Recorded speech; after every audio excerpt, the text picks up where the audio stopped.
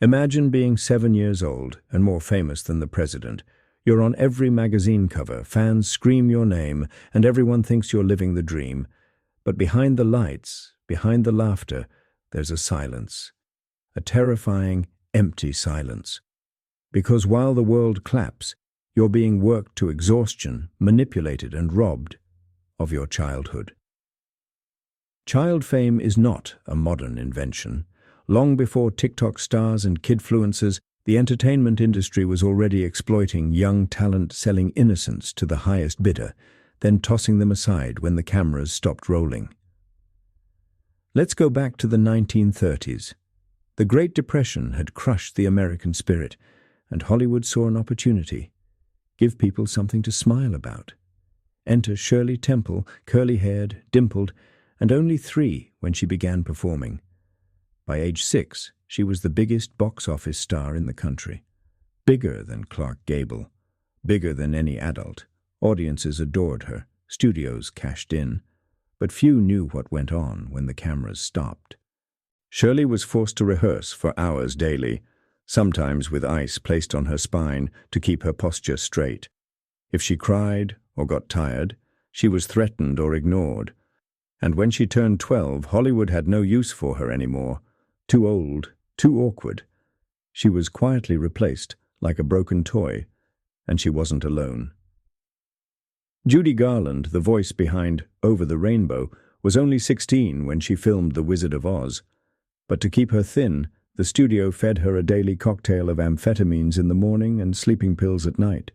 She wasn't allowed to eat a real meal. Her life became a cycle of artificial highs and lows, just to keep her working. She was a product sold to the world, managed like an asset, and emotionally shattered by the time she was 25. Fame, for child stars, wasn't freedom. It was a gilded prison. And it wasn't just Hollywood. The UK had Lena Zavaroni, who won a TV talent show at 10 and immediately shot to stardom. But by 13, she had developed severe anorexia. She said, "I'm a 90-year-old in a 15-year-old's body." She died at 35 from pneumonia after battling mental illness for decades. Now you might think, that was the past. Surely it's better now. But the truth? It's worse. Because today, you don't need a studio to become a star.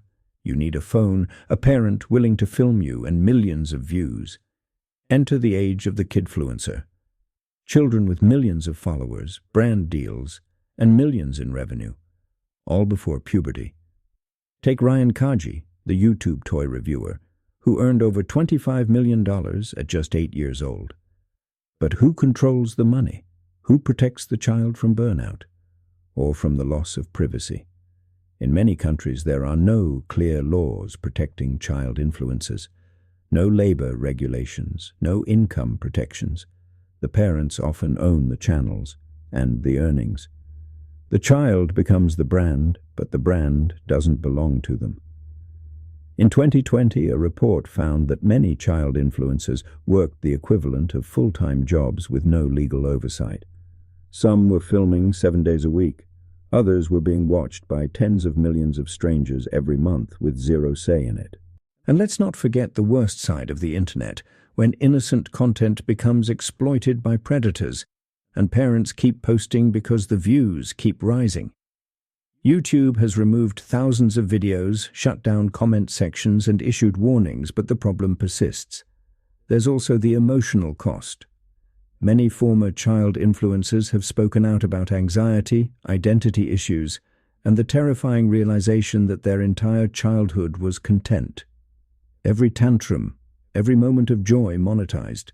They weren't allowed to be kids, they were raised to be characters. Some countries are fighting back.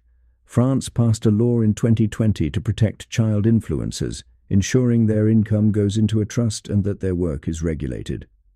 But most of the world, still silent, the darkest part of child fame is how easy it is to ignore.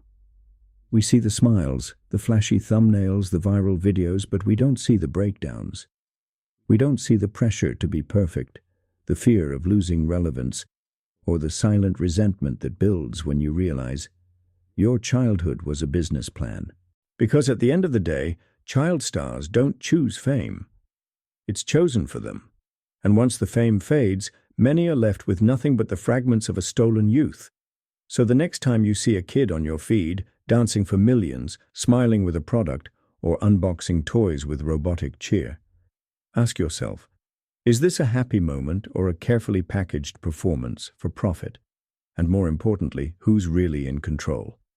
The spotlight may shine bright, but the shadows behind it are darker than you think. What are your thoughts about this? Let me know in the comments below. See you in the next one.